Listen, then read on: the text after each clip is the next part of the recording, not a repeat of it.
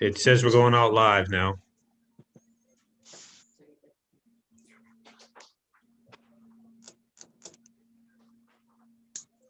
Yep, it says it's streaming live.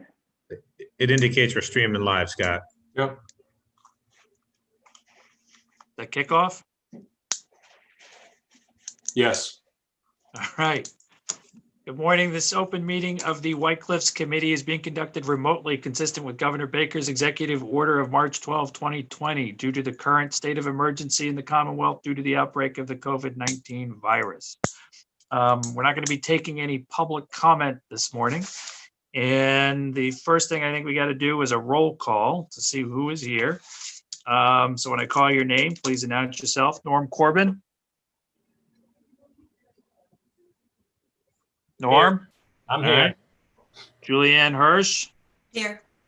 Diana Nicholas, Here. Tom Reardon, Here. and I, Todd Helwig, am here. So turning to the agenda, first thing is the approval of the minutes. So starting with September 22nd, any issues with the September 22nd minutes? I have none. I think why don't we take them together? Does anybody have any issues with either the 22nd or the 14th? I do have a comment on the 14th. And what is it, sir? There's a sentence in there. Let me just pull it up, okay? Give me 1 second.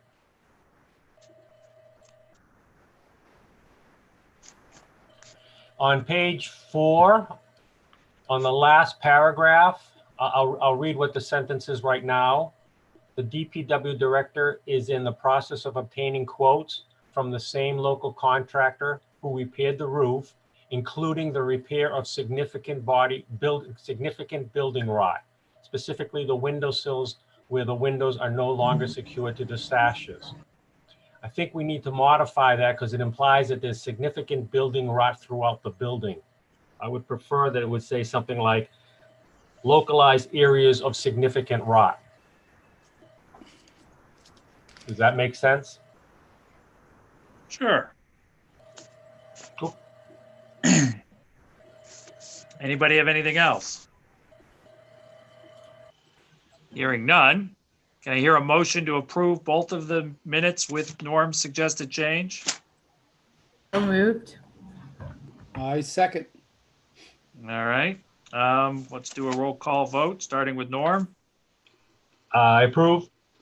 Julianne, Yes. Diana, I approve. Tom, Approve. and I approve also. All right. So with that, let's turn it over to DBVW to discuss option 4, the preservation light proposal. Actually, thank you very much, Todd. We're here to do our final presentation of the entire report, which will include option 4 within that. Okay with that too? Thank you. John, do you want us to jump right in? I think you can jump right in. Okay, so with me today is Amelia Morrison, who's with DBVW Architects, and Eric Bush, who's a consultant to us with the Peregrine Group. And Eric's been focusing on the financial feasibility of what we've been studying. So I am going to share my screen. I'm going to attempt to share my screen.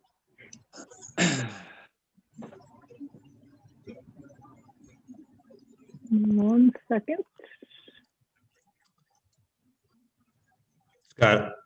Scott, have you allowed, okay, just want to make sure you've allowed screen sharing for Martha.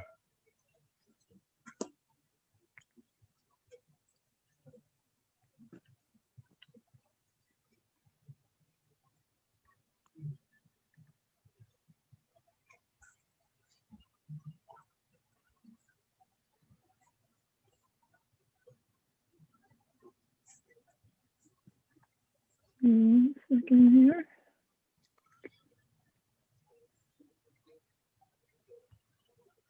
Can you see the presentation now? Yes, we can also see the slides on the other side. Yep. If you want to go into presentation mode. Yep. How's that? Perfect. Perfect. Okay, great. Okay, so thank you very much for giving us this opportunity to do our final presentation.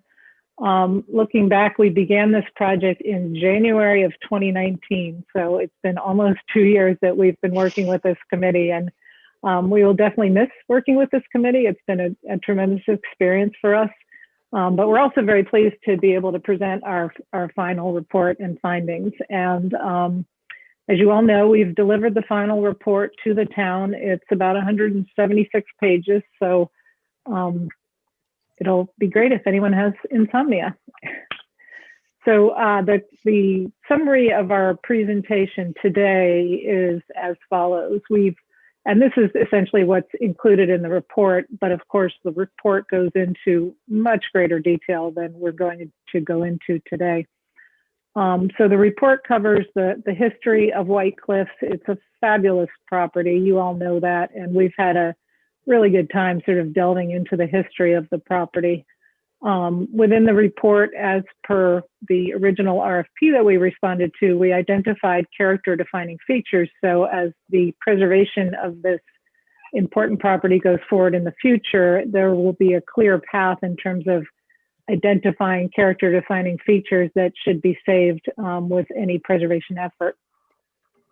We developed existing condition drawings. We did an assessment of the conditions of the building and prioritized what work needed to be done first. And that included mechanical, electrical, plumbing, and structural systems. We developed recommendations for completing the most critical work, which was done as phase 1. We then explored reuse options for the building, and we'll go into that in more detail during our presentation. We ended up exploring 4 options in more depth than some of the others. And then working with Eric, we looked at identifying comparable event facilities and doing a financial feasibility analysis. And then we'll show you some conclusions and some recommended next steps. So with that, I'm going to turn it over to Nelia to talk about the building. Thank you, Martha. And I'm going to request remote control. And that way I can forward the slides. Okay, I just approved that. Okay. I didn't even know that was a thing. There we go. Okay, so I just want to summarize the findings of the assessment portion of the study, and then also just give you a little bit of some background into our process.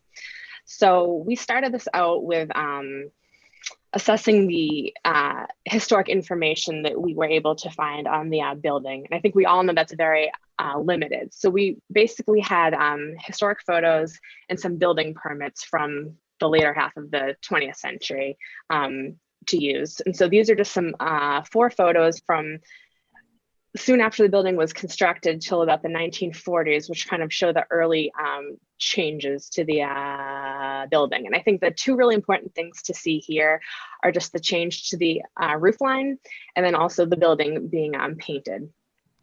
And we spent a lot of time kind of investigating these photos because we don't have archival floor plans and elevations. So these drawings were really, or these photos were really the only information that we had to determine what the history of the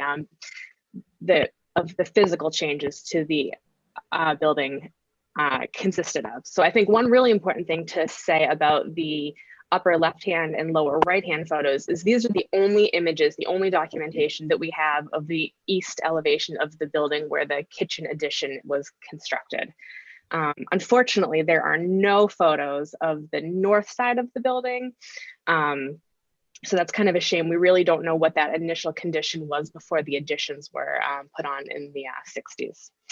So in the beginning of our research, we also, sorry, I'm trying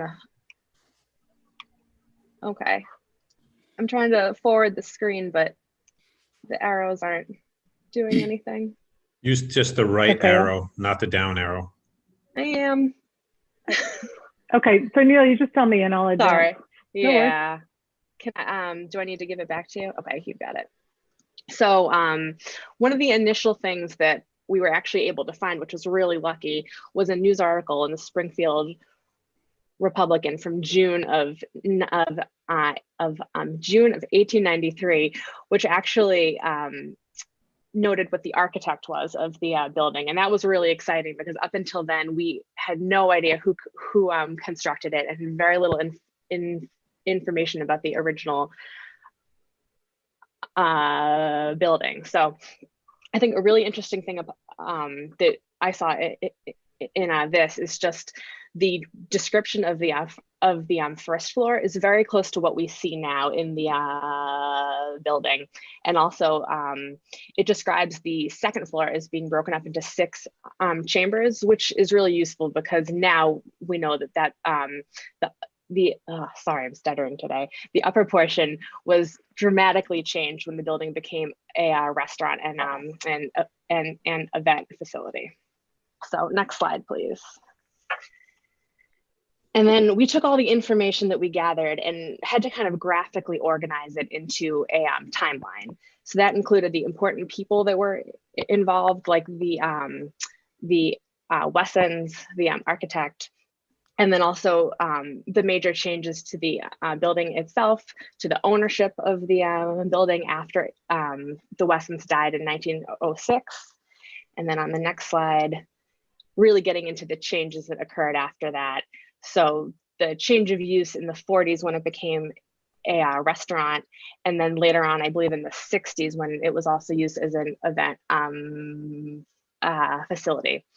And also you can see in the top left-hand photo, the photo is soon after the fire occurred in White Cliffs, which really significantly changed the 3rd floor and the roof line, where the decorative bell-shaped roofs were destroyed and then replaced with a flat roof. And then this brings us right up to the current condition, including the purchase by the town and also the roof replacement, which was completed in January of this year. So on the next slide, please. So outside of assessing the documentation, we then began to assess the actual physical condition of the building. And early on, we identified what were the key character defining features. And this is just an excerpt from that. So we've got the roof, the masonry chimneys, the turret structures, the windows, let's see, the decorative woodwork and the painting of the ceilings, and then also the stained glass, which was removed from the building. So we actually assessed that offsite at a storage facility and kind of cataloged all that information.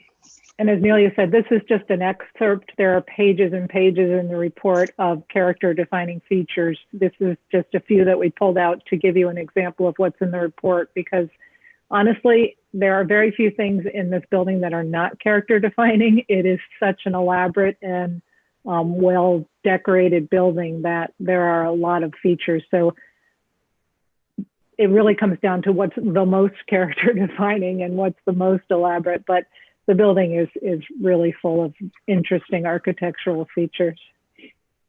Sure. And in terms of the assessment of the building itself, you know, we described the existing condition, we documented it, and then we also provided recommendations for preservation.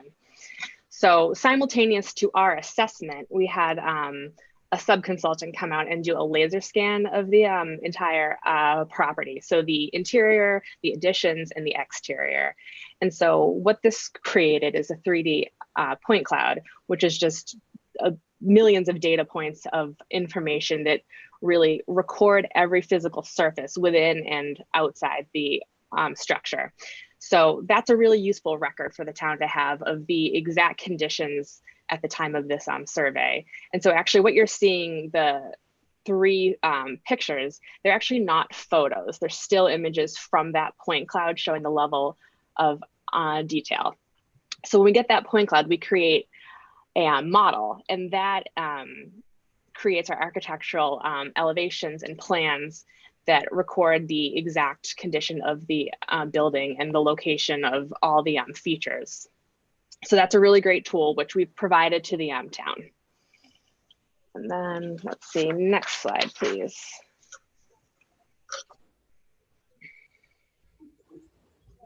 Okay, So through our assessment, I think we were really surprised that the building was in better condition than we had expected. The majority of damage was really coming from the sloped roof on the existing part of, or the historic house portion. And then there was also a lot of damage coming from the additions. So our recommendations here were to fully replace the sloped roof, to repair or replace the skylight and the chimney flashings, to install new roofs at the turrets, and to secure or remove all of the additions. And then in addition to all of that, to secure the building from intrusion or vandalism.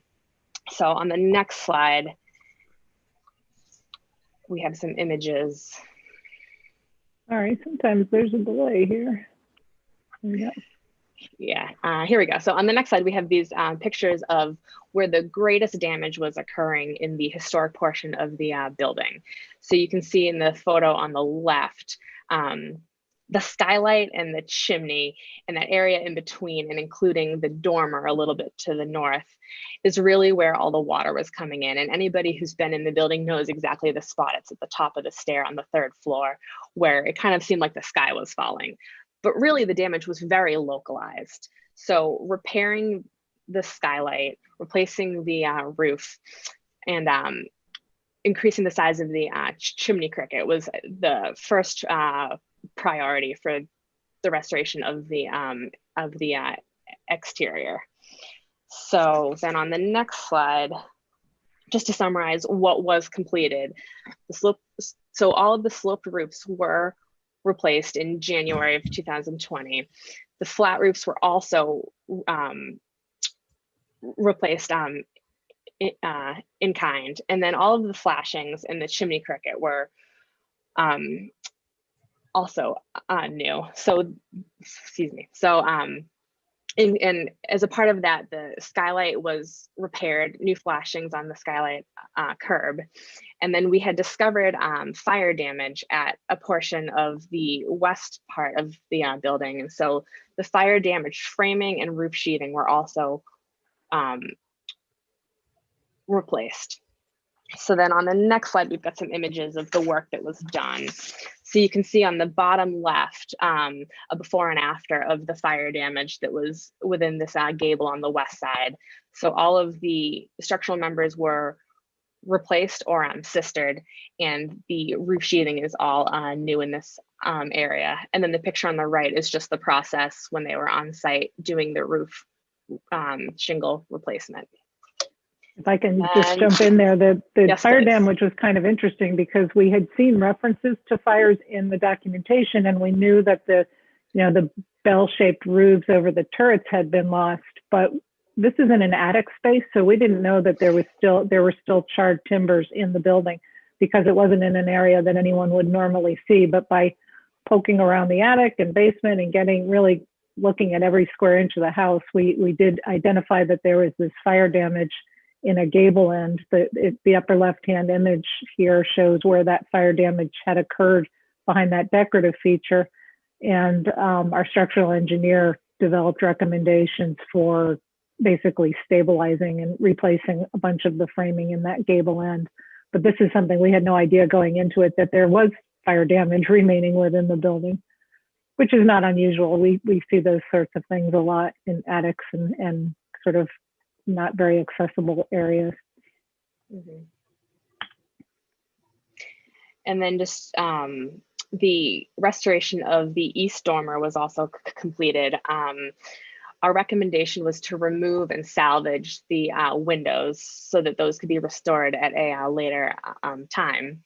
So that's complete in the image on the lower left. And then the flat roofs were also replaced. And we don't have an after image of that because this is a drone photo and there is not a drone image after. But you can see actually from the drone photo, the roof didn't look that bad, but you can see in the picture on the lower right that there was a considerable amount of damage. So that was taken care of. So ideally now the the entire roof cladding of the historic portion of the house is all new at this point. So there were a few things that were not completed that was part of our initial recommendations, and that's the restoration of the chimney at the south. And you can see there on that left-hand photo, the displacement in that brick. So that's a structural concern, but also the concern is that water damage could occur inside because of that really open area. But I will say that we did not see any damage at the south chimney on the interior at any floor. So it does not seem to be affecting the interior yet, but if left in this condition, it very well could. And then just the images on the right are of the addition. So you can see the top image is just a roof with ponding water. And we know that's a lot of weight on the structure, but also the fact that a lot of water can come in through this area. And you can see the bottom photo is where there is water coming in. There's a mechanical unit above that photo, and it's really affecting the additions significantly. So these are the things that are, I'm sorry, go ahead. Just at the risk of stating the obvious, and you all know this, but the reason these items were not addressed was strictly from a financial perspective. Restoring this chimney and replacing the flat roofs were an additional sort of investment that was above and beyond what the money that was available for phase one. So that leads us to, what do we do with the building?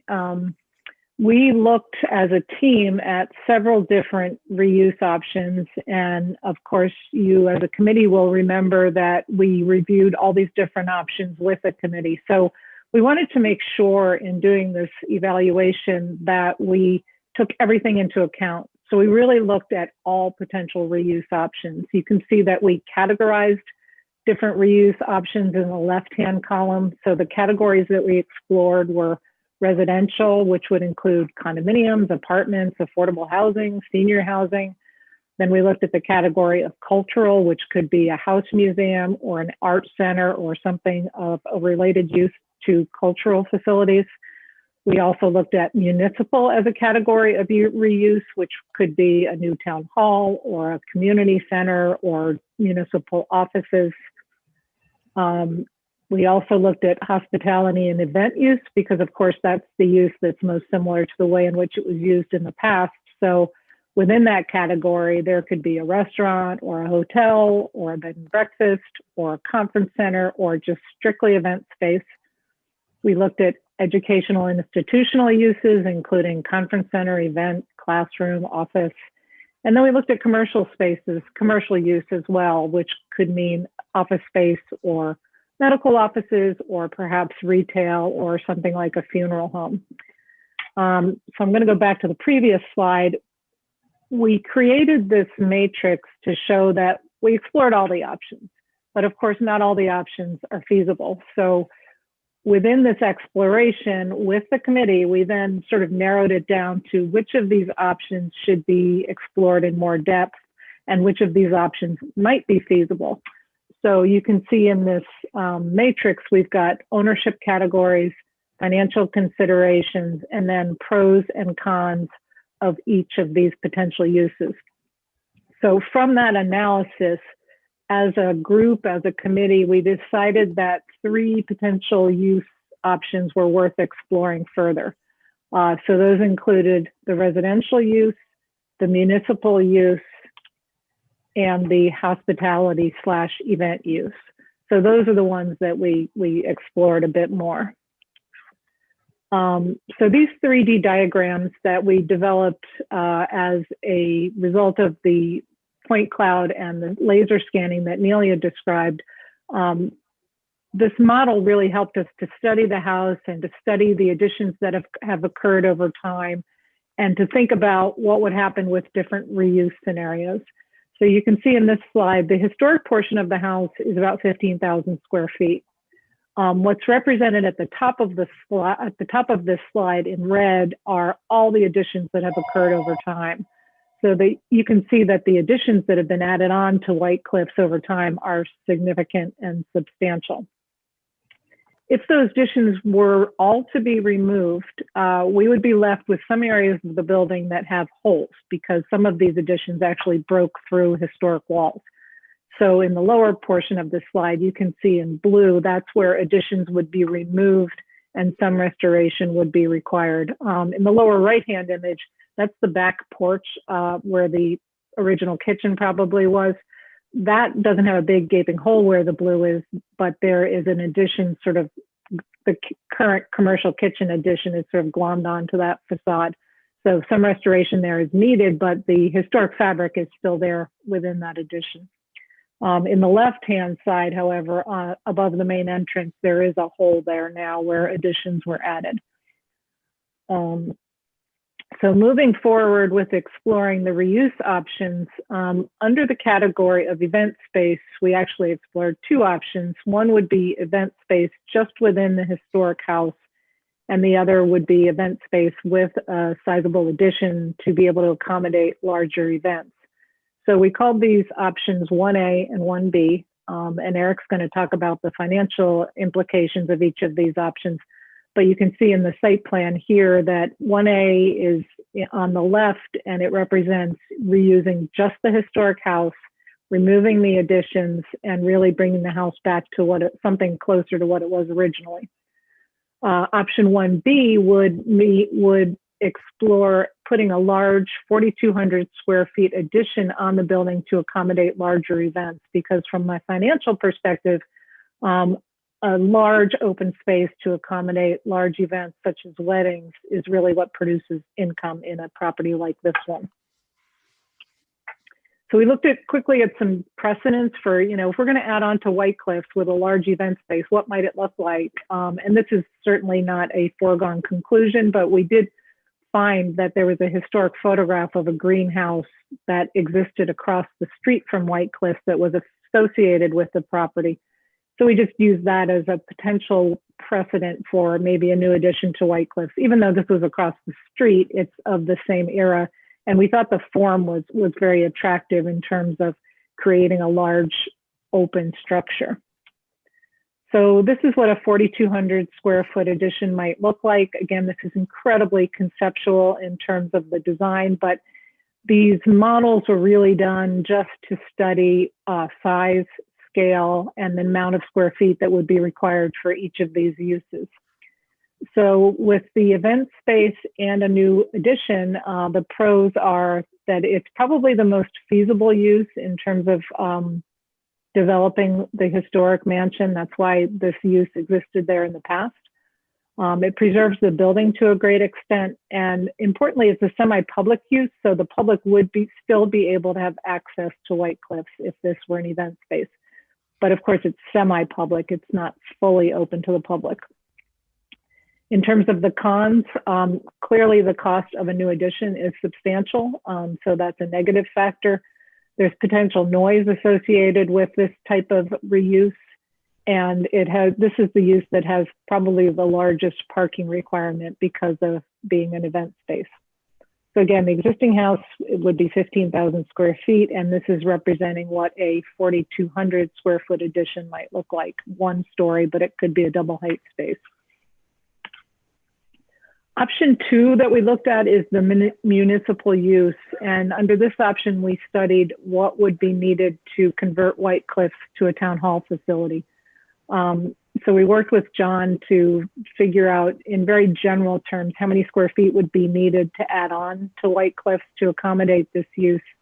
Again, the existing house is 15,000 square feet, and the addition would need to be about 21,000 square feet, which is represented here as 7,000 square feet per floor. So that's a large addition to accommodate a town hall function. So in 3 dimensions, what does that mean? You can see in the upper left-hand image, sorry, I'm going to go back to this slide for a minute. In looking at any of these new additions, we always concentrated the new construction on the back of White Cliffs, and we located any of the new construction options in a way that they would most respect the historic character of White Cliffs. So whether it was the event space or this new construction to accommodate a municipal use, we tried to attach it to the building very minimally, and we tried to locate it in a place where it would be not very visible from the main approach to White Cliffs. So the idea was always to feature the historic White Cliffs house as the crowning jewel, and then any new construction would happen behind it. So in these images, these are really not the kind of images that you would see from the street, but we're locating the new construction sort of above and or behind White Cliffs as you approach it from the street. These are more to show you what it would look like from an aerial view or from the most visible locations. So the pros of a municipal use include the fact that Northborough does need a new town hall. It preserves the building to a great extent, and it's a public use. So the public would have full access to White Cliffs under this scenario. The cons, of course, are that a large addition is required to accommodate town hall, and that means this is a high cost renovation. So again, the existing house is 15,000 square feet, and this addition is 21,000 square feet. Finally, we explored residential reuse of White Cliffs. Since the building was originally built as a private residence, it made sense to look at it as a residential use, and we also wanted to explore what the financial implications would be of this type of repurposing of White Cliffs. With the residential use, we did it in a way that we really wanted the main floor of White Cliffs to remain as it is and not to carve it up into small apartments. And the first floor being so ornate and so historically significant really doesn't lend itself well to being carved up to a residential unit. So we kept the light blue areas in this floor plan as sort of public space that could be used for public meetings or small events or gatherings, or they could be just available to the people who are living on this property. But ideally, those spaces would be available to the public.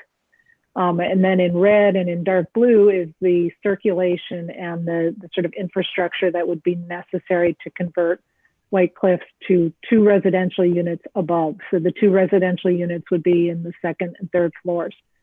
So we really only carved out 2 residential units inside White Cliffs, which doesn't seem like very much, but again, the configuration and the historical significance of White Cliffs is such that it doesn't lend itself well to being carved up into smaller units because you would just lose too much historic fabric. So in this site plan, we're also showing the potential for 5 new buildings. And again, this is very conceptual. These are building sizes that we've used for other projects. So we know that we could accommodate in 5 buildings of this footprint, approximately 20 units of housing, 5 in each of the new buildings. So this is just a representation of something that could occur on this site. The pros are that this option preserves White Cliffs, and the first floor could remain public or semi-public. And this option has a low impact on the neighborhood in terms of noise and traffic. The cons are that there's a significant cost with the new construction and that it's largely a private use. So again, in summarizing, 2 townhouse units in the main building, in the historic building, and 20 units of new construction under this scenario.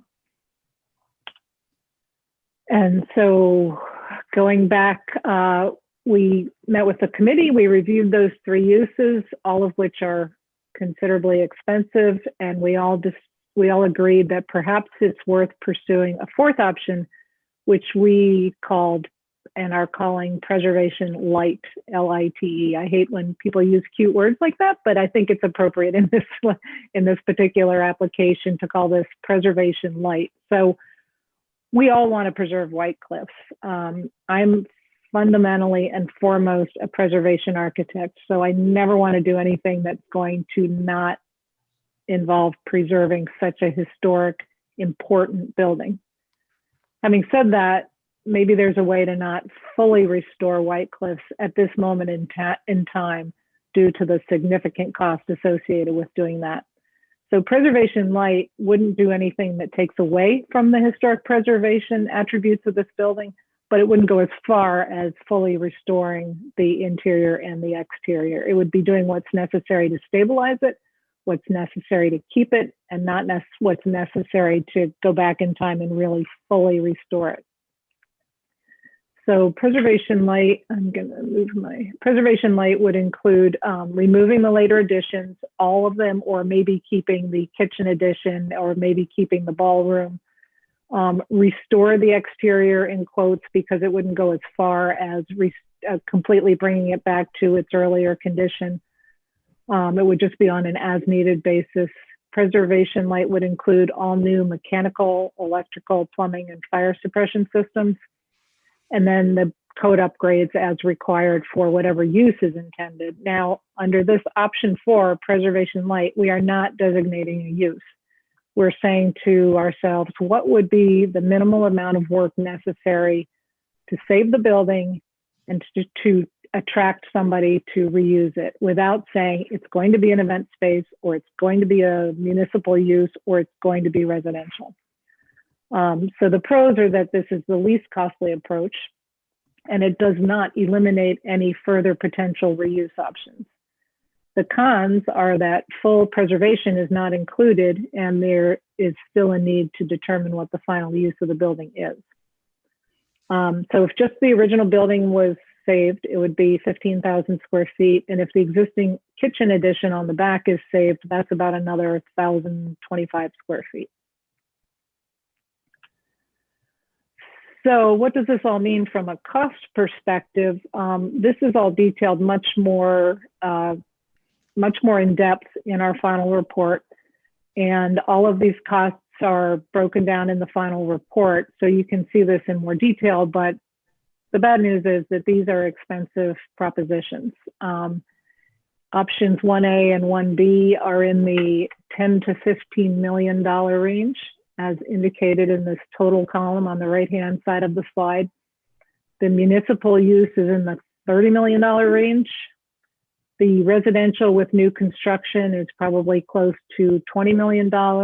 And then the cost associated with the preservation light option is more like $6 million. But that doesn't include what infrastructure would be necessary to convert it to a new use. For instance, if somebody chose the option 4 strategy and they wanted to convert it to an event space, they might still need to do kitchen upgrades. So that's the option 4, is just that sort of bare bones saving of the building. So with that, I am going to turn it over to our consultant, Eric Bush from the Peregrine Group, who's been incredibly helpful in allowing us to look at the numbers and to decide, start to decide where do we go from here.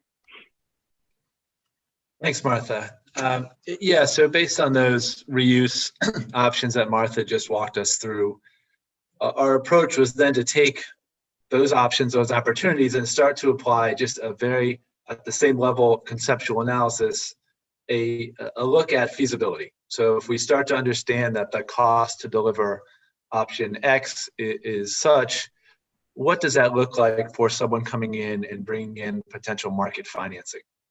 So the approach here is really combining a few different steps, but essentially looking at, for each of those reuse opportunities, if there were to be revenue generated by those uses, for example, on an event space, the revenue being produced, what that net revenue looks like, and translating that into how it compares to the cost. Does the revenue being produced equate to a value that essentially allows the cost to be paid for?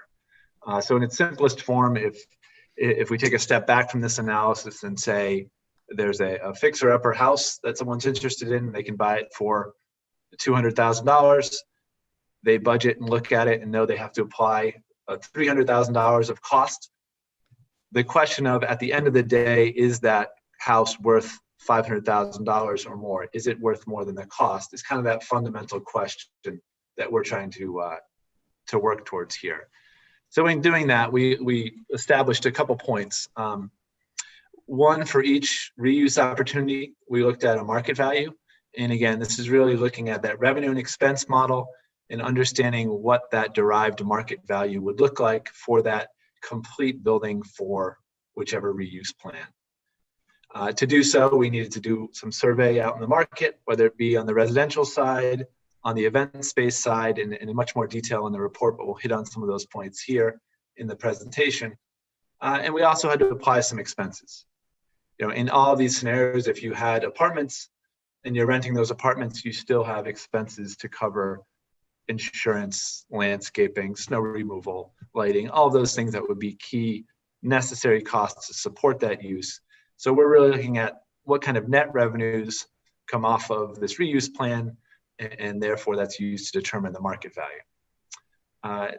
Per what Martha walked through, looking at costs, so actually having a third party help highlight what those construction costs would be, and based on the combined experience between my firm, Martha's firm, and the third party estimator, really looking at applying soft costs as well, meaning the architectural, engineering, permitting, all those items that would be needed to support the creation of the reuse.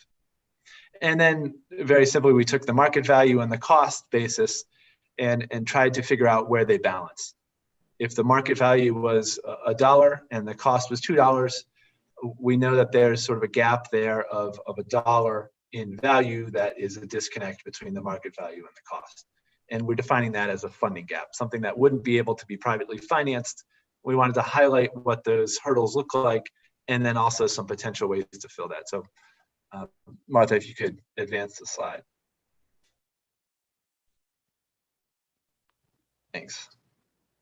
So based on that description, if we look at 1A, which is the reuse of just the historic house for event spaces, what we did is we looked out at the revenue side as a starting place and said, okay, for an event space like this that would primarily be used for social events, weddings, corporate parties, holiday parties, etc., civic events, what would that look like throughout the year? And I know this is getting into the weeds a little bit here, but this is more highlighted and walked through in the report, and it's a little tough in presentation format.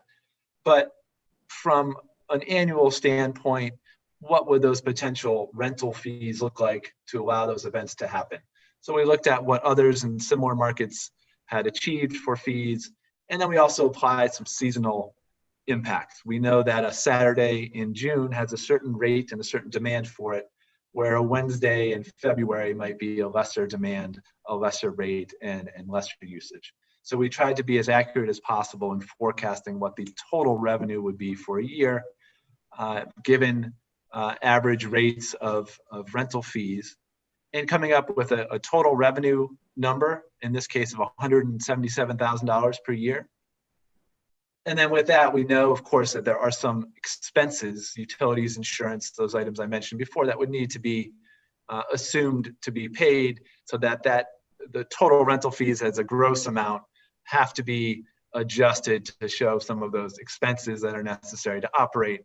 And therefore, our key factor is really what's net, what's left at the end of the day, which would be cash flow from this use that could potentially be used to bring in construction loans, to entice equity investors. It's this cash flow that really helps determine the market value for what would be an income producing use like renting for events and capturing rental fees. So Martha, if you don't mind advancing. So just a quick list, and these are broken out in much more detail in the report. And I know that this committee, we've talked through a number of these and some of the factors in past discussions, but wanted to just make reference to looking at a disparate group, some very similar in terms of comparable use, others not exactly the same from a physical perspective, but operating and trying to isolate what just those rental fees would look like. If you don't mind advancing one more, Martha. So one key factor to look at, and before I get into what is somewhat of a sobering outcome from that look, is one key factor is we really looked at the real estate. So in this case, if you're operating an event space and looking at the rental fees, so someone's coming in and they're paying a rental fee, because of the complexity and starting to layer in the potential for food service fees. If someone is a catering company and is catering the event, how do you model the revenues coming off of the meal prep and those packages that come with it? So it becomes, as we go further down into really looking at an event operator, and we'll talk about this more, I think, at the closing portion of the presentation. If we start to look at a functioning business as an operator that would be renting event space, there are multiple layers of potential revenue, but it really goes outside of the real estate. It starts getting into the marketing packages, the invitation printing for weddings, the food service, and what the markup on catering would be. And that would go well outside of what really is being produced by the real estate and renting it for rental fees. So it's somewhat of a narrow approach to give us a baseline to look at. Do the revenues for creating an event space and renting that space out equate to the ability to finance those improvements? So what we're looking at here, if you mind going back up one, Martha. What we're looking at here is at the top, from the top down, and this is just a reformatting essentially of the table that Martha pointed to with the costs, but breaking it down by the demolition, the site, the building costs, soft costs that I mentioned. So we think, again, that this 1A option of event space within the existing house is order of magnitude about $11 million or $10.9 million. And then if we take those revenues that I just spoke to and start to look at that from a market perspective and saying, okay, what kind of debt service for a construction loan, what kind of equity investor based on that cash flow would we be able to attract to help finance this project? And we see that there's quite a substantial funding gap here.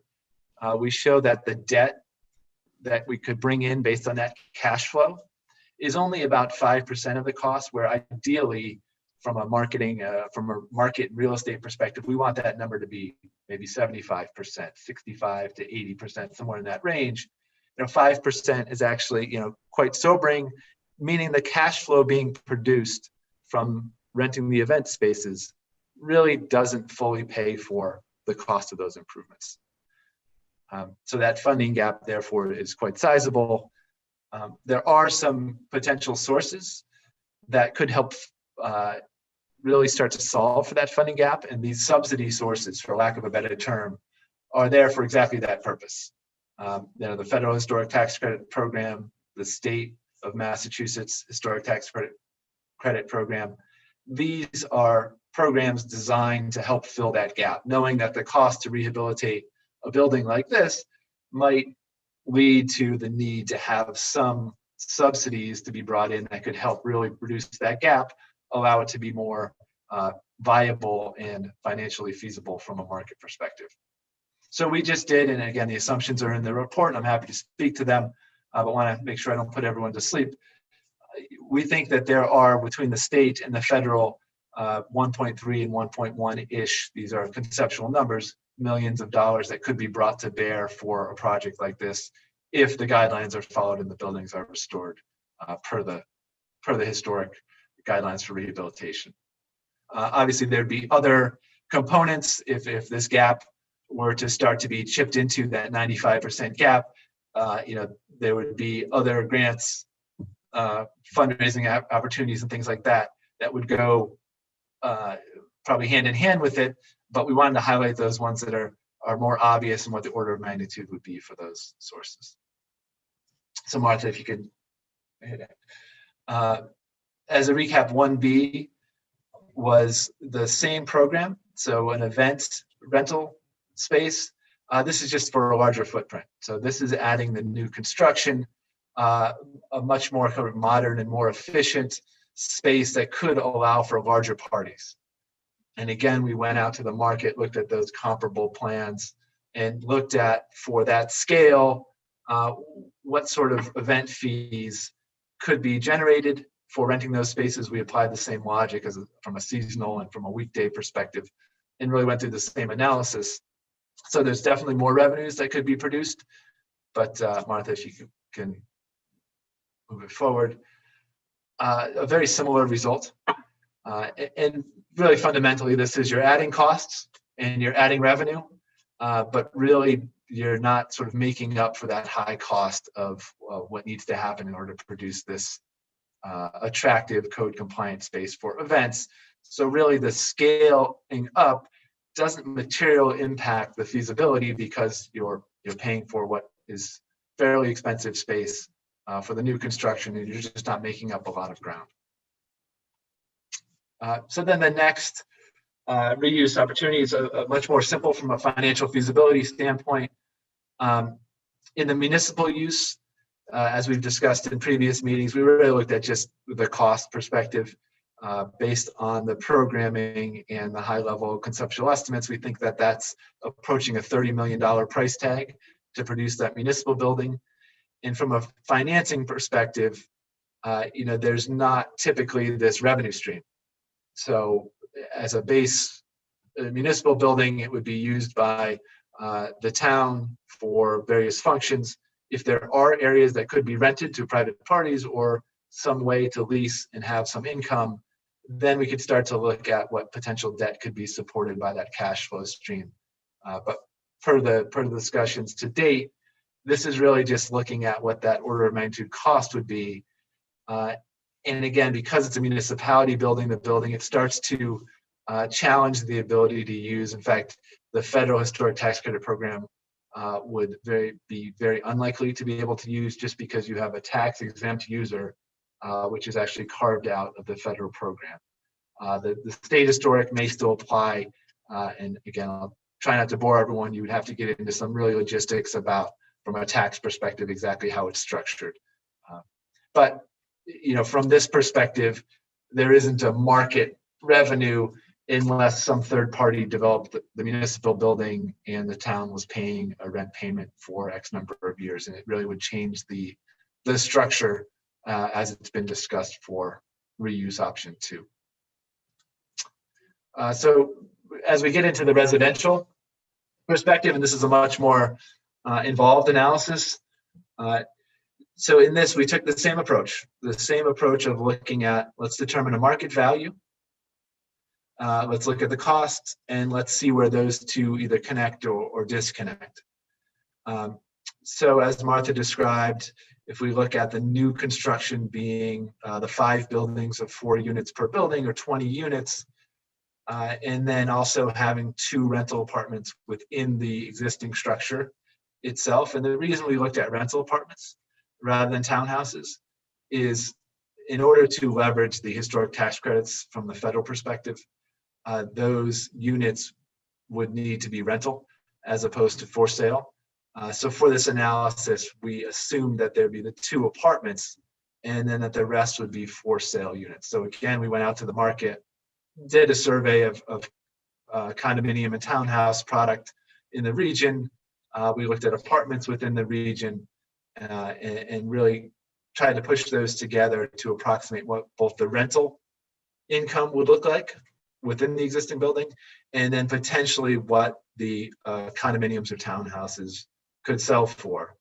And combining those 2 elements into determining what the market value of, in this case, 8.4 million would be determined. And that's based on a monthly rent for those 2 units of $3,200. So fairly high end, top of the market for what would be pretty dramatic units within the existing building. And then we used a gross sales price for the townhouses, the new construction, of about $380,000. So with those 2 combined, and again, lots of work and detail as backup in the report, but we thought the market value at this conceptual level was about 8.4 million. And Martha, if you could hit forward, against that cost that we described before of about 20 million. So again, we have a funding gap here of 60+%. I'm now moving kind of into the middle of the page, listed the sources for equity and debt as derived from sort of a market perspective. And then what was left is deemed as this funding gap. So we think that the market value is 8.7. We think that or 8.4, excuse me. We think that the cost is 19. The difference would be this funding gap of about 12 million. And again, using those sources, we think you could leverage the Federal Historic, Mass Historic, and really start to eat away at that gap. But as you see here, order of magnitude, you'd be about 25% through that funding gap at this level. Again, conceptual level, and trying to get a baseline for what that financial feasibility would look like. On reuse for the preservation light, a very kind of unique approach from a financial feasibility standpoint, because as it's described from an improvement standpoint, as Martha described more eloquently than I will be able to, that is the stabilization of the building. That is creating a platform to really preserve, bring the building out of its current state, do the key demolition, the stabilization work, but not bringing it all the way to a completed state where it'd be ready for reuse. When preservation light option 4 is completed, the building does not have, turn on the light and start to collect rent. There's still quite a bit of gap between that finished state and a finished state that would support, say, event space or support the rental of apartments. You'd really have a shell of a building that would then need additional costs that are captured in the other pieces to bring it to that finished state that would allow it to earn revenue.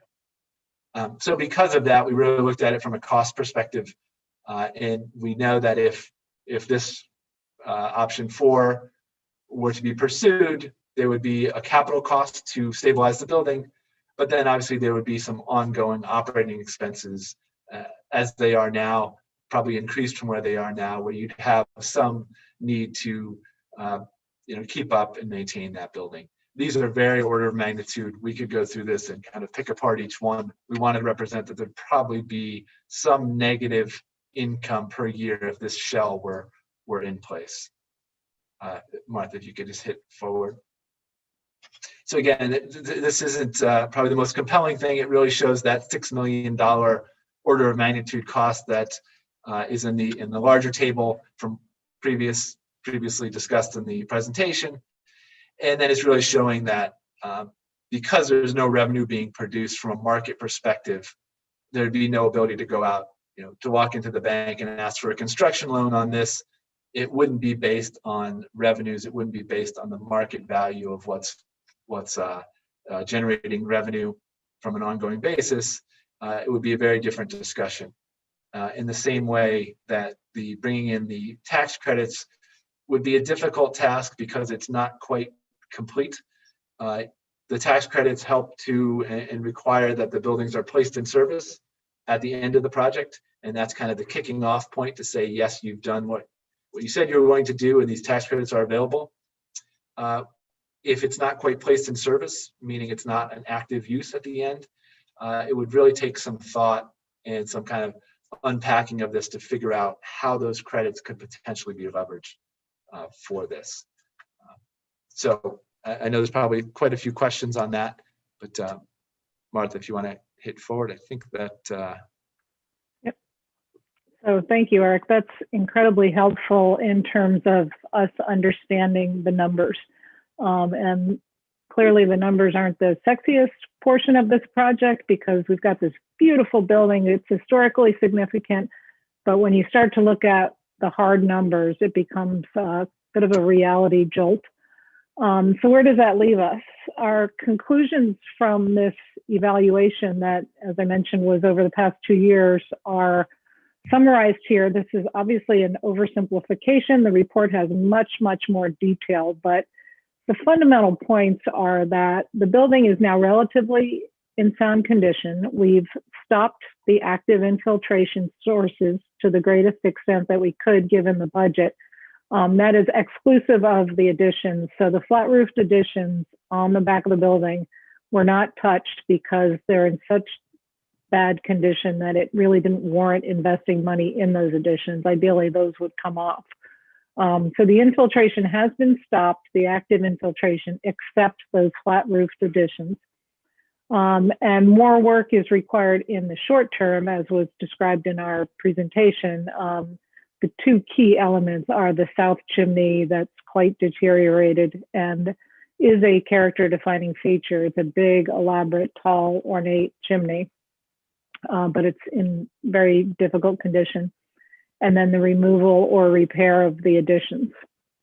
So as you saw, we explored 4 different reuse options. They all have financial shortcomings. Unfortunately, that's the bottom line, so to speak. Each of the reuse options can't pay for itself with any revenue that it generates, so they all have a financial gap. The event space appears to be the most feasible from our perspective for many different reasons that I think we outlined in our presentation. And the preservation light strategy may be what's needed in the short term to either deaccession the building or to lease the building or to do something on the short term, but it does still involve a funding gap. So what are the next steps? We're done with our study. As I said at the beginning, we've thoroughly enjoyed getting to know White Cliffs, getting to know the committee, getting to know the town of Northborough better. It's been a really interesting exercise for us, but we've now completed what we were hired to do.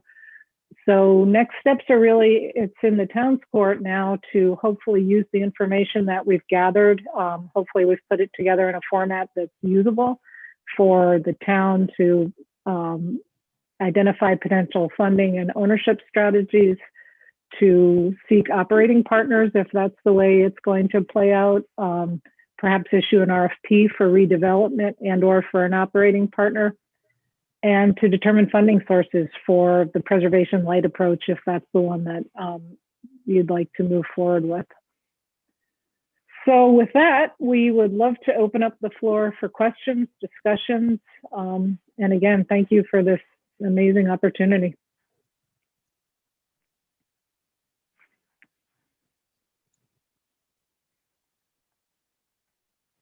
Everybody still awake? So Thank you. I'll go first. Go ahead.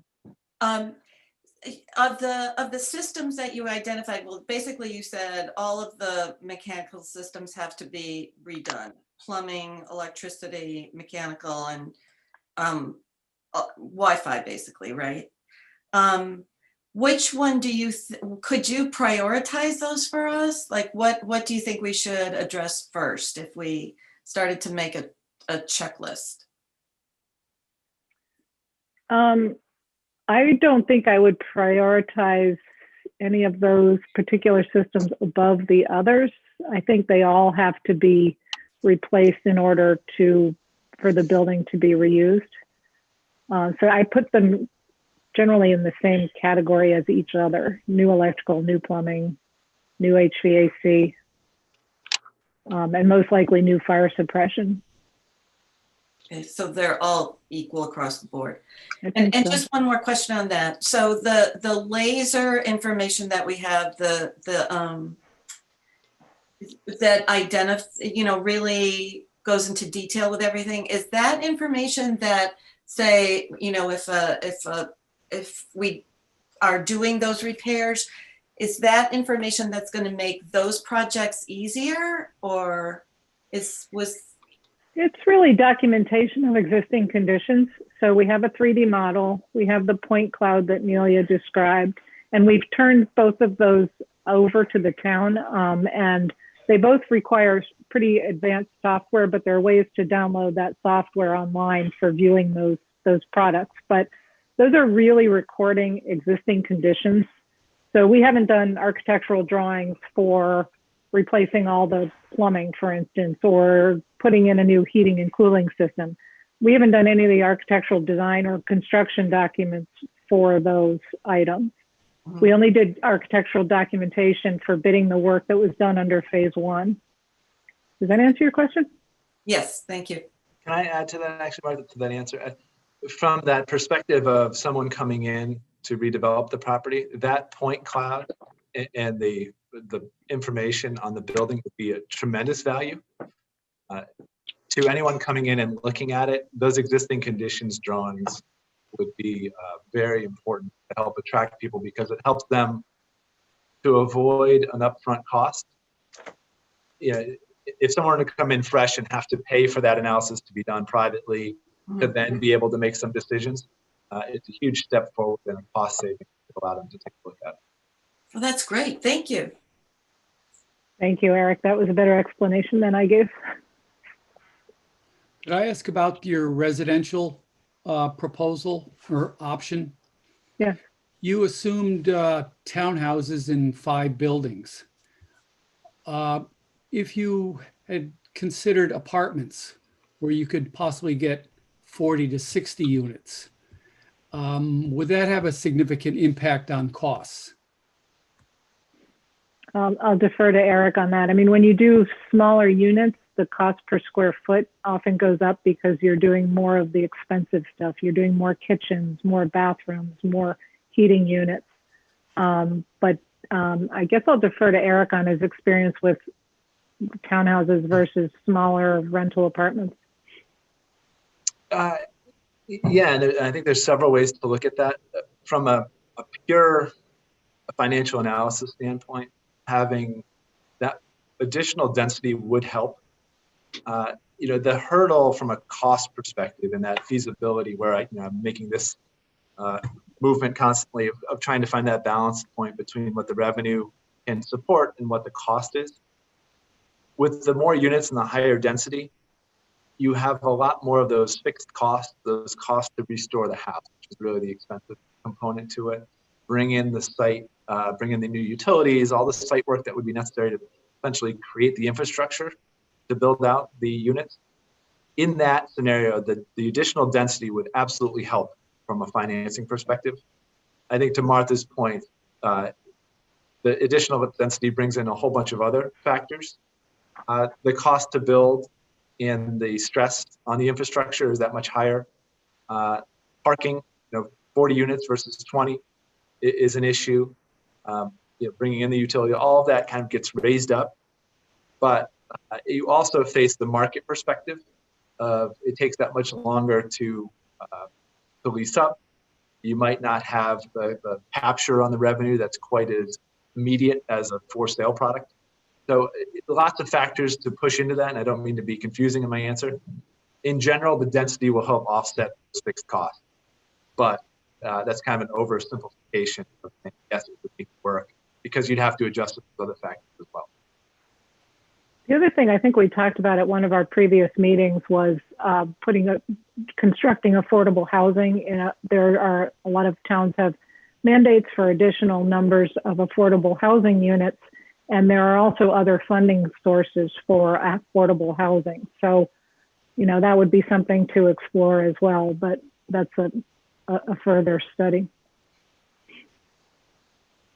Well, there's considerable demand for 1 and 2 bedroom apartments in central Mass now. And my experience recently is the projects that are going up are almost rented completely by the time construction ends. So I don't know if that trend will continue, but it's certainly another option to consider.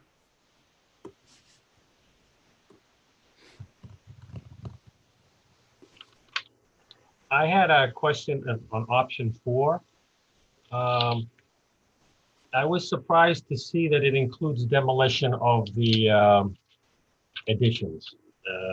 I know there's a couple of cases with in particular, there's one section of the addition that's really poor, but the image you showed, it removed all of the additions, and I don't know if that's what I was expecting from an option 4. And that's a huge added cost. So why was that part of the option 4 option? I think we looked at option 4 both ways, Norm. We had the opportunity to keep the kitchen addition, which was 1,000 square feet in one of my slides. The other addition that could, of course, remain is the ballroom addition. But Right. the 2 additions on the back with the flat roofs that are leaking, I think those would come off under any scenario. But you'd also shown that the bar area was reopened and the curved porch was reopened in the image that I'd seen. And that again, that's what surprised me.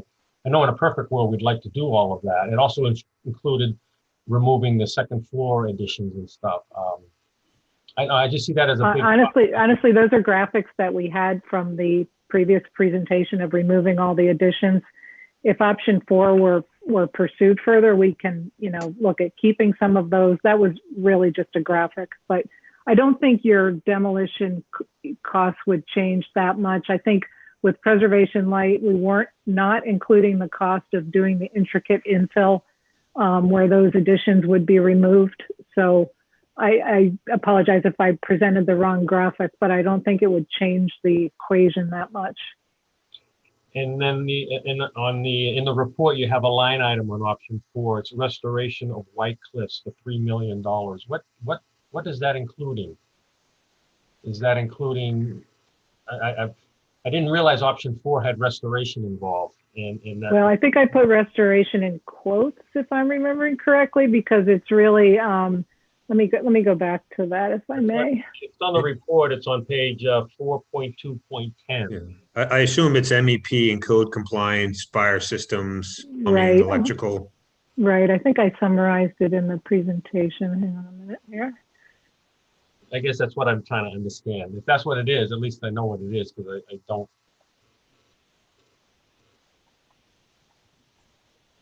Well, I'm sure that's a big piece of it, Norm. Yeah. So I wouldn't have used the word restoration, I guess. I would have used the term code and mechanical systems upgrade. Oops, sorry.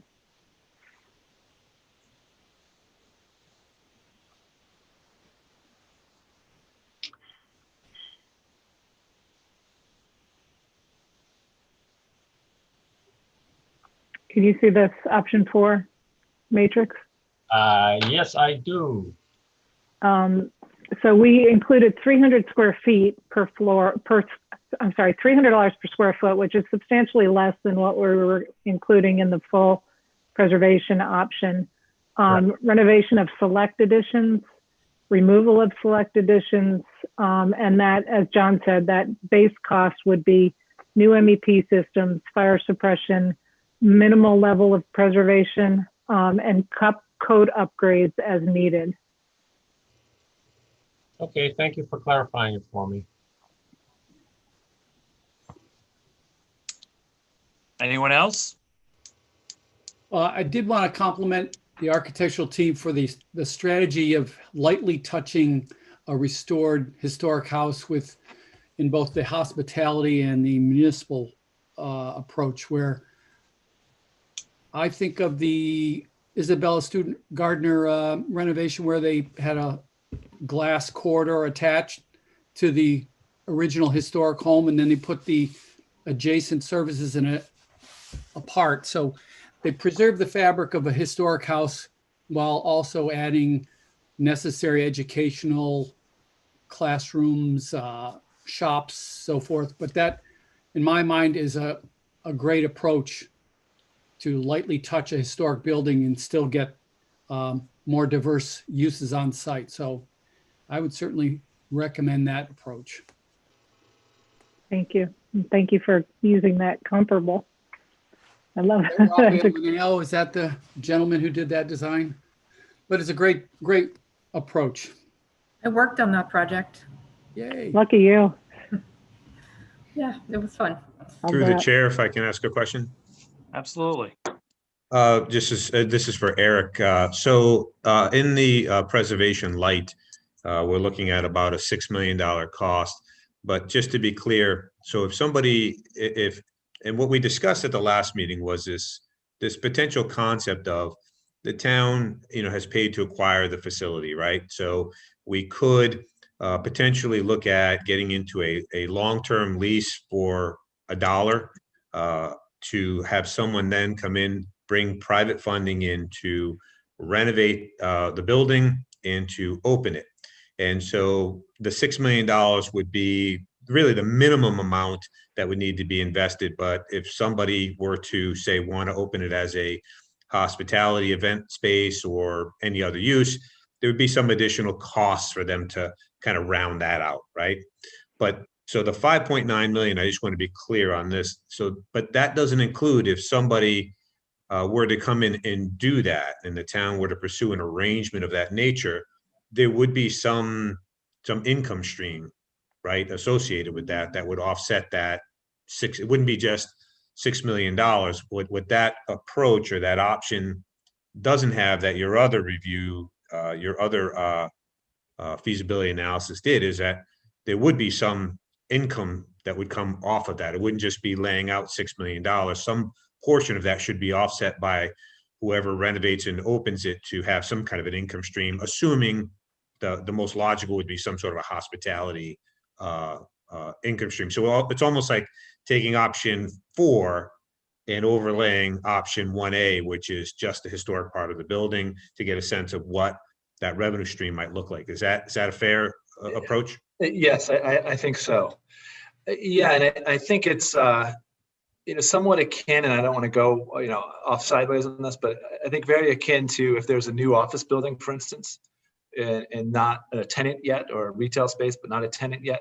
There's kind of a base condition that someone comes in and I'm going to lease that for my real estate development office.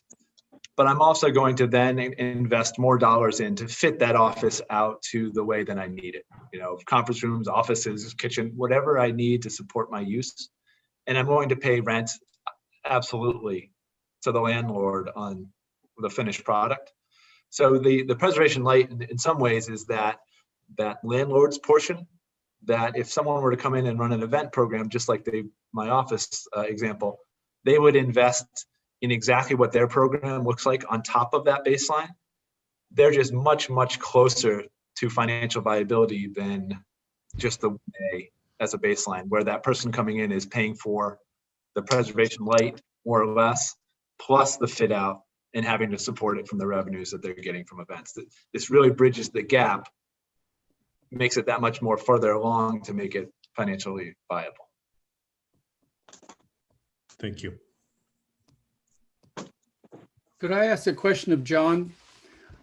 Is there a way of having a volunteer presence in helping this building while it's on life support, in terms of small repair projects, cleanup, painting? I love the shingle, so put me on it. I know there's legal limits. Yeah, it's we like volunteers to do scarecrow programs and run soccer camps and stuff. Getting into this, it would require obviously appropriate expertise, insurance, and protocols like that. I don't know that you're going to get some volunteers to come in and replace the MEP portions of it. We do have later in your agenda today a discussion about some additional securing of the building envelope, some of those localized areas that still need to be addressed. But by and large, we've tried to keep most of the water out of the building. So just the scale of it and the coordination of it would be challenging. And again, if there's a contractor out there that wants to come in and donate their services, and they have the licensure and the expertise and the insurance, we'd be open to chatting with somebody. We do run afoul too of the prevailing wage laws and some other things that impact us there. But when it comes to construction, the main thing is liability. So making sure that people are properly insured more than anything else. All right. Anything else on the final report? I just want to add one thing. When we were talking about the flat roof, now that we say flat roofs, there's 2 flat roof areas that we're talking about. On the former domed areas, those were replaced completely. Then you have the flat roofs on the old ballroom and the 2 smaller additions in the kitchen.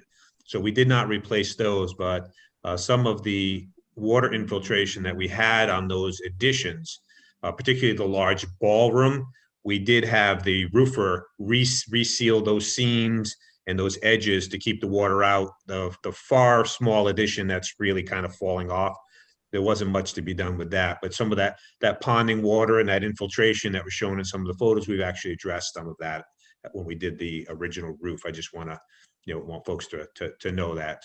But there was a limit. Any of those seams on that big open ballroom space, we had them check all those seams, any punctures or anything there. We did replace that or repair that as part of the peaked and roof work that we did. So but there's plenty more to be done for sure. No Mhm. question about that. Thank you for that clarification. I was really focused on the two small additions on the back that are flat, Yeah, and there wasn't much we can do with those. That's why you Right. recommended removal. and I wouldn't recommend investing in those. Right. All right, are we good? If just a general comment that before we move on, and I just want to thank DBVW and their sub-consultants. I've worked with a lot of consultants on a lot of projects over the years, and I just have to say, the service has been top shelf. The quality of the product that you produce for us is excellent. And you know, people in these types of situations where, you know, your client doesn't always necessarily know what they want until we kind of have to go through that process. And I think we felt a little bit of that in this project, you know, so we wanted different options, and we had an option A. So we were it was a moving target. I just want to say that for the record, you and your firm have worked with us at every step, has been reasonable in terms of your fees. And again, for the record, in many instances, we drew resources from you, and you gave us time that we weren't necessarily billed for. And I just want to say, I think overall we got more than our value out of you. And I just want to thank you for the professionalism and the quality job that you guys did do for us. Thank you so much. We've thoroughly Yeah. enjoyed working with all of you. Now, And it's if now we and could we just love change the the end building. numbers, we could just We- change the end numbers for us yeah. a little bit to be a We little love more the building. I favorable. wish we could draw better conclusions, because it is a fabulous building. But you all know that. Thank you very Okay. much, everyone. Thank you. Ew. You. Well, Bye. happy holidays. You too. Thank you. Stay well, everyone. Thank you very much. Thanks. All right, item 3, John, I guess this is you, the discussion of next steps. This is me. Well, yeah, it's no, on no, the no, I'm- agenda. It is on the agenda. So this is, you know, you saw some very, very broad bullet points that were put in the presentation by the architect about next steps. You know, conceptually trying to figure out where do we go from here. You know, we have option 4 that I think the other options, particularly things that would require full restoration of the structure, I think we sort of by consensus the last meeting accepted that that's probably out of reach in terms of making it viable economically. So we're kind of focusing on this option 4, some variation of what would be needed to do the minimum improvements to the building to kind of get it back on the market. And so there's a couple of options for us to talk about. You know, one is that the town just, you know, finance that work that needs to be done. You know, again, it's not necessarily my choice, but that is an option. The other that we have started, by the staff at least, having some preliminary discussions with about rather would be, you know, can we look at this potential approach where, you know, the town has paid for the acquisition of the facility and the land. We have made improvements to the building. We put a new roof on. We've done some minimal restoration to preserve the building envelope. One of the options for a next step potentially would be to look at putting together an RFP to see if there is interest in potential partners out there in the private sector that might be interested in and able to come in and to restore the building, either you know, them holding the entire cost of that, or them requiring either additional grant funding or subsidy by the town, if that's the case.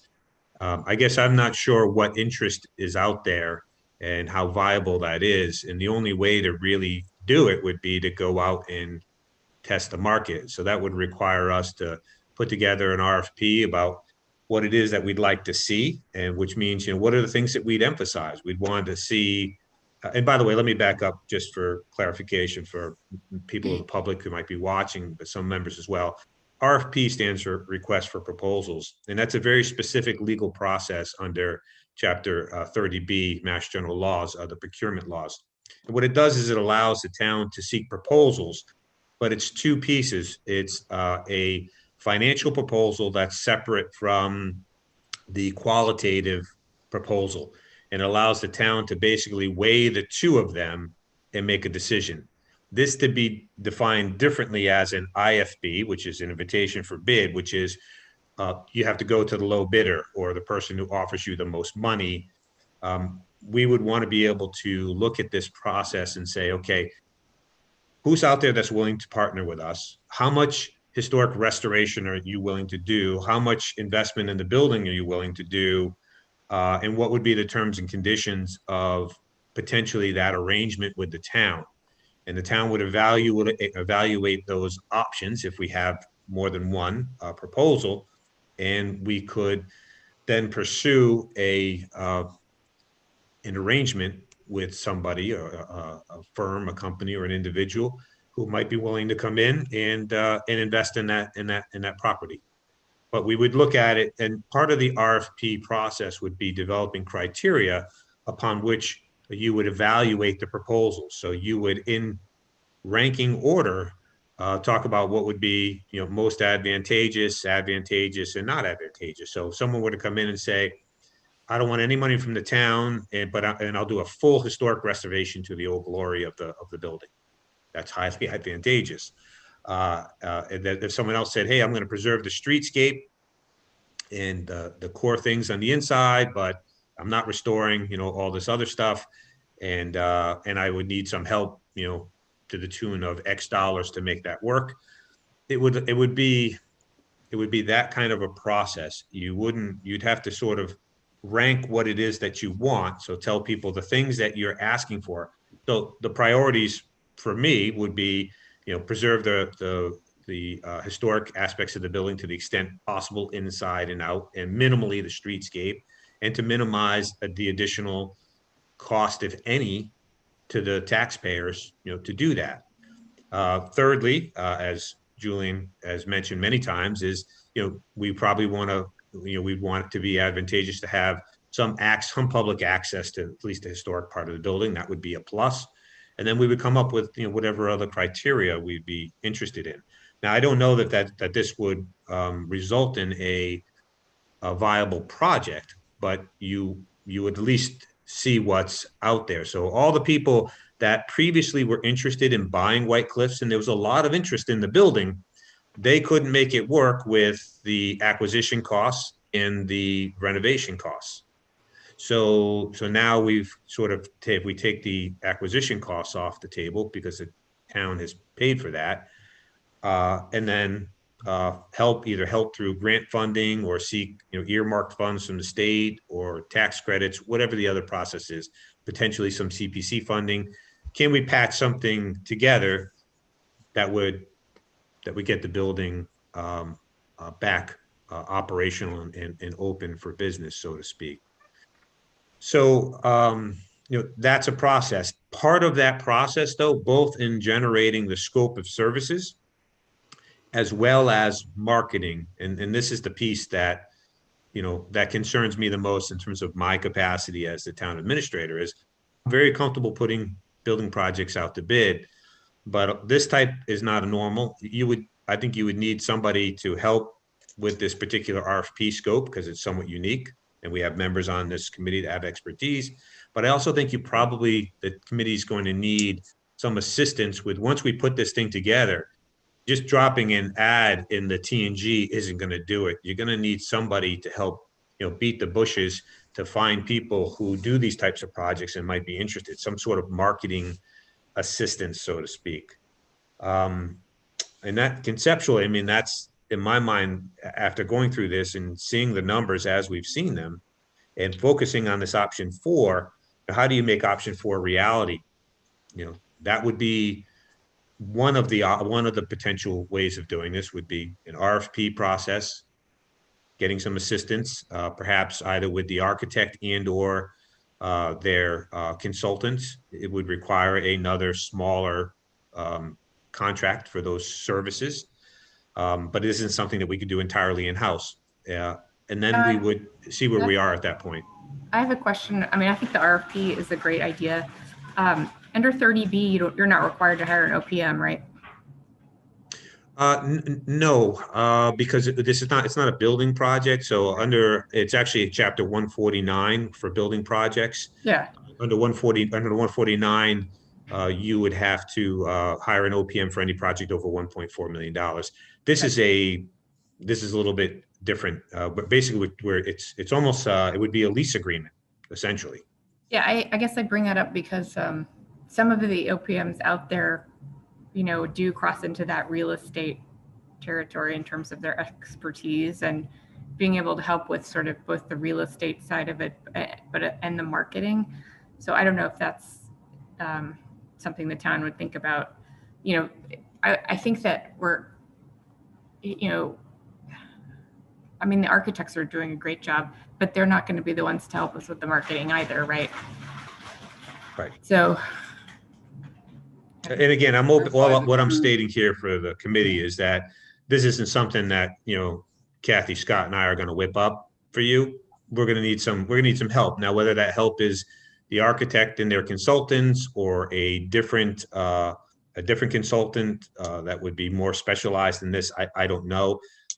Technically we should do a, practice good business, sound business practices, which is a term under the procurement laws, to kind of look at what the options are for that. You could even put a little scope of services out on the street that says, we're looking for consulting services to help us do an RFP process. So, but certainly if people have ideas or if there are firms out there that do this, that would be what we would look at. Are you looking to do this before or after town meeting? Well, that's a discussion for the committee because we have remaining funds. And one of the things that we're struggling with is it's almost an endless amount of repairs that we can do, right? We weren't able to tear off the additions because we didn't have sufficient funds. The chimney still remains that needs to be repaired. But that's about $100,000 to restore that south-facing chimney, the one that was in the presentation. And then we do have a smaller amount that needs to be done, which is we'll discuss in the next agenda item. But I do think we need to finish buttoning up some of the open windows and rotted areas. They need to be secured. We believe we can do that.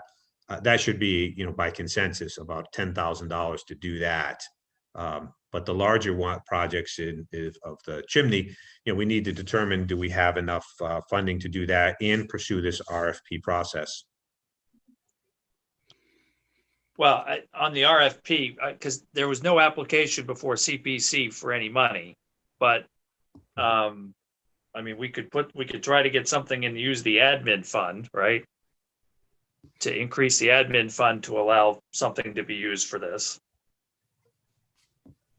Yes, you could. I guess. So the thing that we need to balance is, what, if anything, do we want to or feel needs to be spent to further preserve the envelope? And really, at this point, we've sealed off those additions. That work has already been done. We've taken care of the dormer in the back. That was an issue. I think if it's the chimney is the big question. That's a big cost. And then I don't really have a good sense of what these consulting services would cost us to have somebody help us with a scope of services for an RFP and to help market it. If I were to pull a figure out of thin air, somewhere between 20 and 40,000 potentially, depending on how specific you want to get. I think one of the great things is, anybody, as far as the marketing, we have all of this great data, as was pointed out. We have all this information that's already been, we've already spent the money to acquire and is available, so that somebody wants to come in and take a look at this project, they don't need to do a lot of that. We can reference the work that's been done already. So, how much money do we have left in the account for White Cliffs, approximately? Just shy of about 190,000. But remember, we do have standing costs, monthly costs, and some other things. So and again, we need to sort of make the decision of on the chimney piece, if we want to proceed with that, versus how much money do we need to cover standing costs, and then any any costs associated with this RFP process that we're contemplating at this point. I mean, the only other alternative, I mean, those are really, as I see it, is the two alternatives: is seek more money at town meeting to do more preservation work on the building, remove the additions, fix the chimney, and do whatever else we think needs to be done, or proceed and pursue this this RFP process. The long game, the end game, based on everything that we heard today and everything we've heard for the last year, the end game here, I think, is that some version of that option 4, working with the private sector, because the alternative is the town taxpayers in one form or another would be required to pay, the balance to preserve the building, and that would be, a difficult sell, in my opinion. So I mean, the problem isn't going to get any better with us not doing anything. So it seems like in my mind, we need to get on the RFP sooner rather than later to at least figure out whether there's interest in the marketplace or maybe creativity in the marketplace to advance the ball. It seems like we got the money to do it, and the longer we wait, the more the kitty's going to get drawn down on the monthly nut anyway. I agree. I think also then you would be so much more informed at town meeting if that's what we want to do. Yeah, I think my feeling is town meeting would probably be more receptive to funding something that's the RFP for future, looking for options for the building, more so than if we go back to town meeting and request more funding for repairs. Yeah, I think we can, out of the remaining budget, assuming we don't, this building makes me nervous because large expenses literally fall out of the sky. The tree fell on it, ripped all the electrical service off, and it was $16,000. Things happen. So we need to make sure that we have enough contingency in that fund to deal with an unexpected issue in the building. But I think there's enough money remaining in those funds that we can pursue this RFP process, including, some consulting help to put that together and marketing to go out and test the waters and basically shop around all this new great information that we have acquired through this process to now maybe get somebody who previously might have been interested, but they didn't want to spend, $100,000 or $150,000 to do the kind of analysis and review work that we've already done. That might get some additional folks perhaps interested to looking at the building, but it is going to require, as I said, you're not just going to put this out, locally here. We have to find a way, and we need assistance to get this out to the right people who do this kind of project and would be interested in historic preservation. Because some degree, people who buy old Victorian homes and restore them, they generally don't do it because it's a good investment. They do it because they have a passion for these things, and hopefully it's not an absolute money hole. So we might find somebody like that that we can partner with. And I think that's what we're going to be looking at, is some kind of a partnership. We also have the opportunity to reach out to state reps and state and federal level to see, what, if anything, is out there for additional funding, potentially. It's not going to be an easy process, and we're probably not going to get somebody who comes right in and says, yeah, it's a slam dunk. In my opinion, I think whoever comes forward and is genuinely interested will give us a proposal with a whole lot of caveats based on financing, obtaining grants, perhaps some assistance from the town, waiver of, fees and permits from the town, all sorts of stuff like that. So do you want to vote from us to pursue the RFP process? Well, I'm not ready. I'm not ready to vote yet. I still have some questions. I'm not sure where we are financially. Are you requesting? Do you feel we have enough funding right now to put the to pull together someone to do the RFP? I believe we do, Norm, provided we don't make any more major repairs like the chimney. Right. Now keep in mind, if we, because that's the big repair that's really hanging out there. It's $100,000. That's a huge piece of the remaining funds.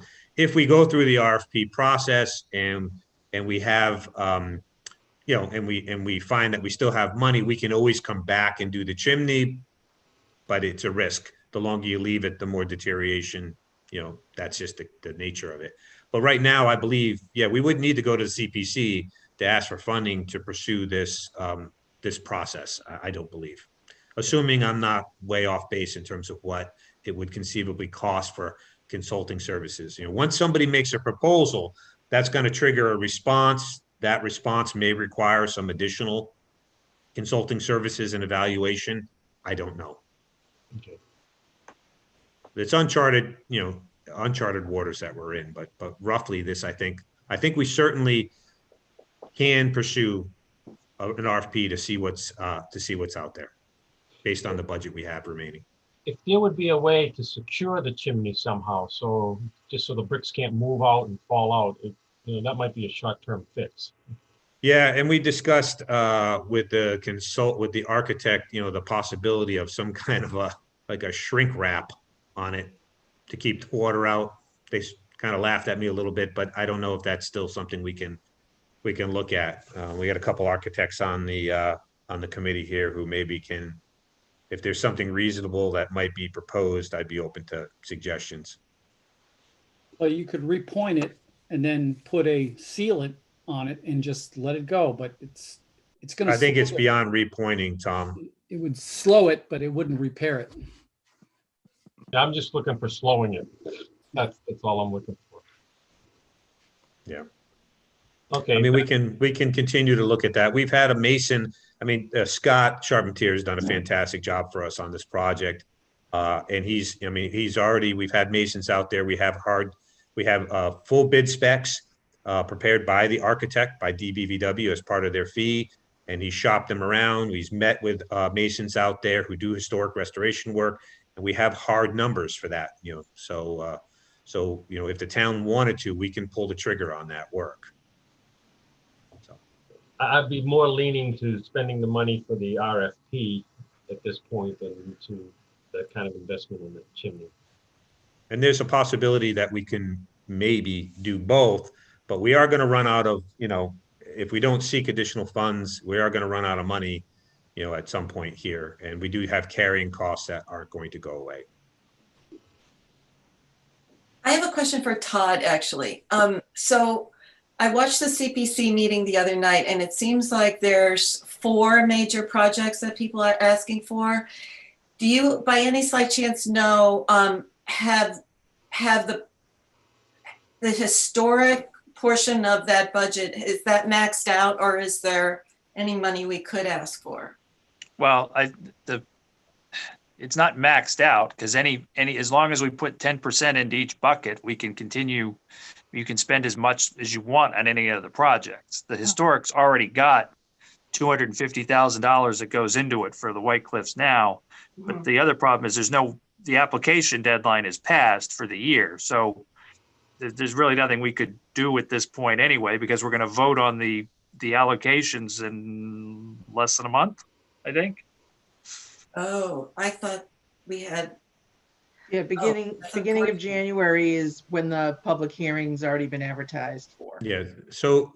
But in terms of this project, I don't know if there's any special dispensation that we can get from the committee as we work through and get closer to town meeting. I know there's a public hearing process and so forth, but not all projects and timelines line up with the application. Well, and that's why I suggested earlier talking about the admin fund, right? Because we've kind of used that broadly speaking, and we can put more money into the admin fund at this meeting so that there's money available in an emergency. So we could use that money for the RFP and save money in the White Cliffs budget for any repairs that we might have to face? Not speaking for the committee, but that is a possibility because it has been used for fund paperwork before. Oh, okay. This would be a little bit unique, but. Well, the question I have then is, if that's the case, we don't want to wait till July 1st to put the RFP out.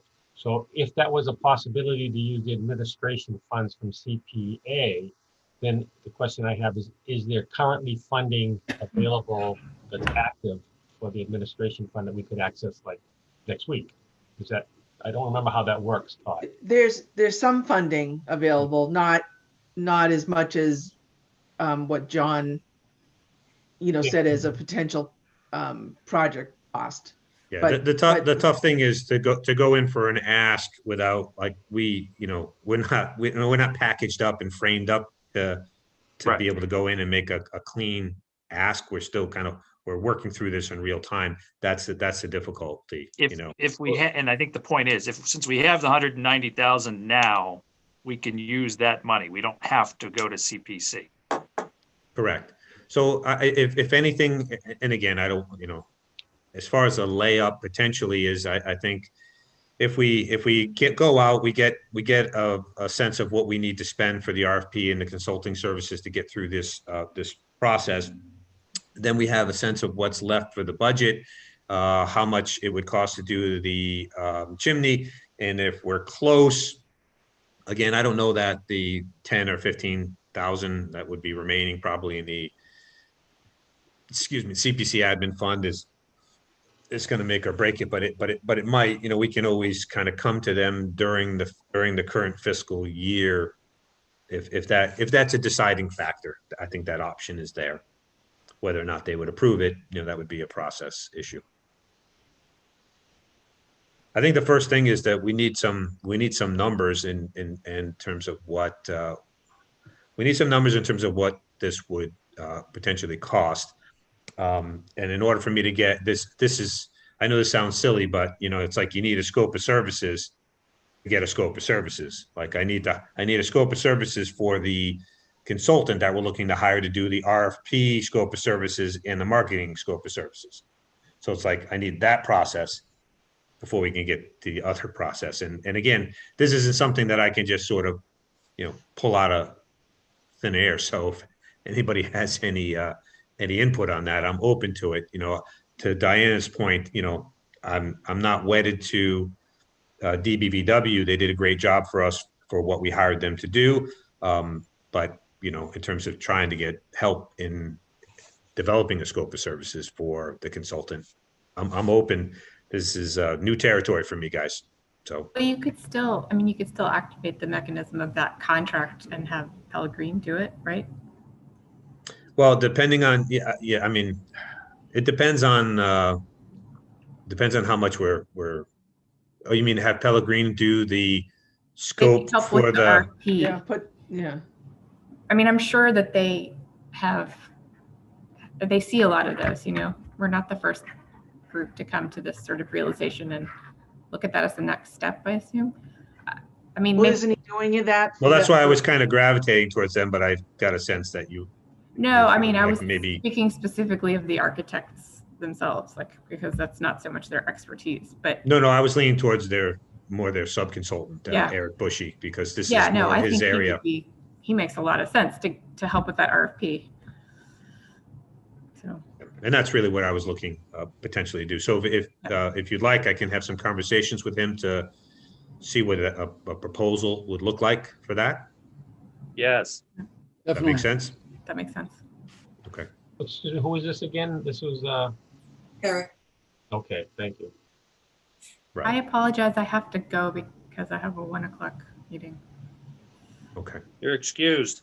Is there anything we need to vote on that you need me to vote on before? No, I just really just by consensus, I just want you to be aware of this, given the discussion we just had about money. And that is my intent is to exercise the quote that Scott, again, has gotten put together to the architect that did that beautiful work on the dormer. The carpenter that did the beautiful work on the dormer has done the sealing off of the additions for us. Local person does top shelf work, very happy. He's given us a proposal for just under $10,000 to remove and seal up the windows and to seal off, particularly in the front turret there, the rotted wood that's getting a lot of water infiltration, and also to button up any remaining openings in the basement. There are windows in the basement that have fallen out and it's open to seal the building up. I think it's a no-brainer, but I just want to make sure, unless anybody has heartburn about that, I don't necessarily need a vote. I can authorize it. I just want you to be aware of it. Does that make sense?